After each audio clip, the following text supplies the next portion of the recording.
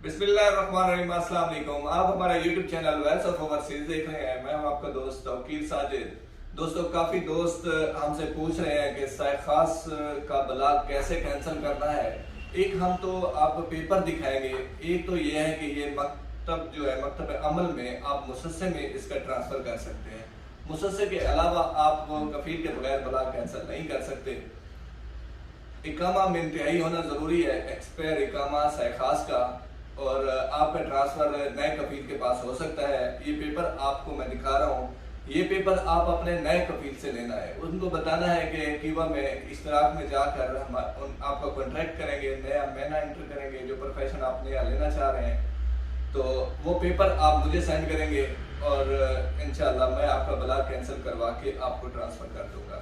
उसके लिए ये होगा कि आपका जो है फीस जो है 2000 वो आपको पेड करनी होगी नगद कफाले की, और 1000 जो है तबदील महीने का, ये फीस आप पेड करेंगे और पेपर ये आप मुलाजा कर लें।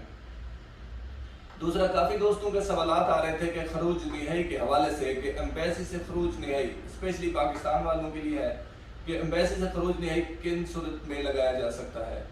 सबसे पहले तो आपका बलाग होना चाहिए। अगर आप बलाग हैं तो एम्बेसी आपको इजीली खरूज नहीं दे सकती है। उसकी पीरियड जो है मिनिमम जो है 7 डेज है और मैक्सिमम 2 महीने। इसके दौरान जो है आपका खरूज नहीं लग सकता है।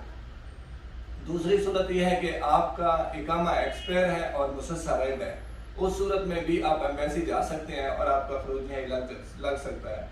ग्रीन मुसस्से वाले इकामा एक्सपायर भी है तो आप एम्बेसी ना जाए, आपका खरूज नहीं लगेगा।